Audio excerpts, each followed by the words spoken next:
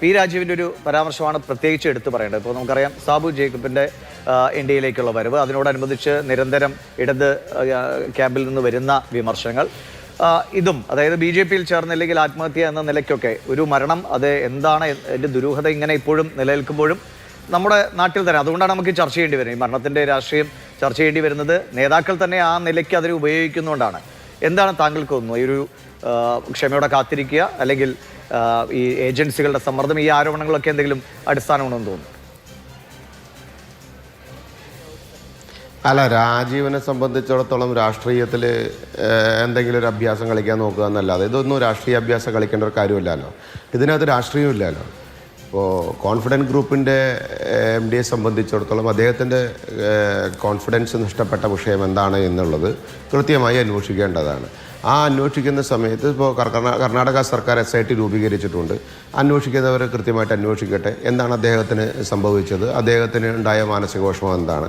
പിന്നെ ഒരു income tax റെയ്ഡുമായിട്ട് ഇതിനെ കണക്ട് ചെയ്യണം എന്നുള്ളത് പറയുന്നത്, രാഷ്ട്രീയമായിട്ട് കണക്ട് ചെയ്യുമെന്ന് പറയുന്നത് എനിക്കതിന് യോജിക്കാൻ സാധിക്കില്ല. കാരണം ഞാനത് രാഷ്ട്രീയം കാണുന്നില്ല.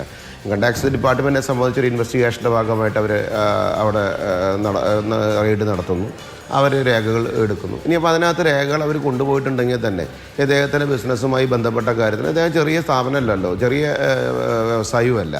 അപ്പോൾ അദ്ദേഹത്തിൻ്റേതായിട്ടുള്ള ഓഫീസർമാർ, അതിപ്പോൾ ലീഗൽ സൈഡിൽ നിന്നായിക്കോട്ടെ, അക്കൗണ്ടിങ് സൈഡിൽ നിന്നായിക്കോട്ടെ, ഏത് പേപ്പറുകളാണ് എങ്കിലും ആ ചോദിച്ച പേപ്പറുകൾ കൃത്യമായിട്ട് കൊടുക്കാൻ അദ്ദേഹത്തിന് സാധിക്കും. ഇനി അതിലെന്തെങ്കിലും പിഴവുകളുണ്ടെങ്കിൽ ഇൻകം ടാക്സിനെ സംബന്ധിച്ചിടത്തോളം അതൊരു വലിയൊരു ശിക്ഷാ നടപടിയോ അല്ലെങ്കിൽ കൊണ്ടുപോയി തൂക്കി കൊല്ലുന്നൊരു നടപടികളൊന്നും ഇൻകം ടാക്സിൻ്റെ ഭാഗത്തു നിന്നില്ല. അപ്പോൾ അവരെ സംബന്ധിച്ചിടത്തോളം അവർ പറയുക ആ പേപ്പറുകൾ ഹാജരാക്കാൻ പറയും. പേപ്പറുകൾ ഹാജരാക്കുന്നതിൽ എന്തെങ്കിലും വ്യത്യാസങ്ങളോ അതിൽ എന്തെങ്കിലും കുറവുകളോ ഉണ്ടെങ്കിൽ അവർ സ്വാഭാവികമായിട്ട് അതിനകത്ത് പിഴ ചുമത്തും, അല്ലെങ്കിൽ അതിനകത്ത് കൃത്യമായിട്ടുള്ള കാര്യങ്ങളിലെ ഒരു നടപടികളുണ്ടാവും. അദ്ദേഹത്തിന് അതിന് ചലഞ്ച് ചെയ്യാം, അദ്ദേഹത്തിന് അപ്പീലിന് പോവാം, അദ്ദേഹത്തിന് കോടതിയിൽ പോവാം.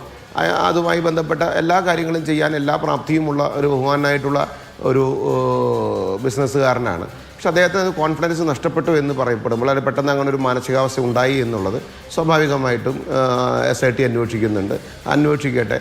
പക്ഷേ അതിനകത്ത് ഒരു ഇൻകം ടാക്സ് നടക്കുന്ന ഒരു ഇൻവെസ്റ്റിഗേഷൻ്റെ ഭാഗമായിട്ട്, അത് ഇൻകം ടാക്സ് ഇപ്പോൾ ഇദ്ദേഹത്തിൻ്റെ അടുത്ത് മാത്രമല്ലോ, കേരളത്തിൽ തന്നെ എത്രയോ വലിയ ഗ്രൂപ്പുകൾ, അതുപോലെ ഇന്ത്യയിലെ തന്നെ എത്രയോ വലിയ ഗ്രൂപ്പുകൾ, ആ ഗ്രൂപ്പുകൾ ഇപ്പോൾ 10-11 കൊല്ലമായിട്ട് അല്ലെങ്കിൽ 10-15 കൊല്ലമായിട്ട് ബാക്ക് എടുത്തു കഴിഞ്ഞാൽ ലക്ഷക്കണക്കിന് സ്ഥലത്ത്, ചിലപ്പോൾ അല്ലെങ്കിൽ ആയിരക്കണക്കിന് സ്ഥലത്ത് ഇൻകം ടാക്സ് ഇതുപോലെയുള്ള ഇൻവെസ്റ്റിഗേഷൻസ് നടത്തിയിട്ടുണ്ടാവും. അപ്പോൾ ആ ഇൻവെസ്റ്റിഗേഷനും ഇദ്ദേഹത്തിൻ്റെ ഒരു മരണവുമായി ബന്ധപ്പെടുത്തി അതിനകത്ത് രാഷ്ട്രീയമുണ്ടാക്കി അതിനകത്ത് എന്തെങ്കിലും ഒരു ഗുണം മേടിച്ചെടുക്കാം എന്ന് രാജീവ് എന്ന് പറയുന്നൊരു മന്ത്രി അങ്ങനെ തോന്നിയെങ്കിൽ അത് അദ്ദേഹത്തിൻ്റെ അറിവ് കുറവും വിവരക്കുറവും അല്ലെങ്കിൽ അദ്ദേഹത്തിൻ്റെ ഒരു രാഷ്ട്രീയ കുതന്ത്രവും എന്ന് അതിനെ കാണാൻ പറ്റുള്ളൂ. പക്ഷേ ഈ വിഷയത്തിൽ ഒരു വലിയൊരു ബിസിനസ്സുകാരൻ, ഒരുപാട് പേർക്ക് ജോലി കൊടുക്കുന്ന ഒരാൾ, അദ്ദേഹം നഷ്ടപ്പെട്ടു പോയി എന്നുള്ളത് കേരളത്തിന് വലിയ വിഷമമുള്ള കാര്യമാണ്, ബിസിനസ് മേഖലയിൽ വിഷമമുള്ള കാര്യമാണ്. നല്ലൊരു ബിൽഡറാണ്. സ്വാഭാവികമായിട്ട് അദ്ദേഹത്തിൻ്റെ കുടുംബത്തിൻ്റെ ദുഃഖത്തിൽ പങ്കുചേരും. ഒപ്പം തന്നെ അദ്ദേഹത്തിന് ഈ മാനസികാവസ്ഥ ഉണ്ടാകാൻ ഏതെങ്കിലും തരത്തിലുള്ള പ്രശ്നങ്ങളോ മറ്റു കാര്യങ്ങളോ ഉണ്ടായിരുന്നോ എന്നുള്ളത് SIT അന്വേഷിക്കട്ടെ. ഇനി ഏത് ഏജൻസി വേണമെങ്കിൽ അന്വേഷിക്കട്ടെ. അതിനകത്തൊന്നും BJPക്ക് രാഷ്ട്രീയ പാർട്ടി എന്ന രീതിയിൽ വരാൻ ഇടപെടലുകളൊന്നുമില്ല. സർക്കാരുകൾ, കർണാടക സർക്കാരും കേന്ദ്ര സർക്കാരുകളൊക്കെ വേണ്ട പോലെ അന്വേഷണങ്ങൾ ഈ കാര്യങ്ങൾ വളരെ കൃത്യമായി നടത്തും. ആ നടത്തുന്നതിൻ്റെ അടിസ്ഥാനത്തിൽ വരും ദിവസങ്ങളിൽ നമുക്ക് ആ കാര്യം അന്വേഷണം എത്രയും വേഗം നടക്കുക, ഇതിന്റെ പിന്നിലെ ഈ ദുരൂഹത മറന്നേക്കുക എന്നത് പ്രധാനപ്പെട്ട കാര്യമാണ്.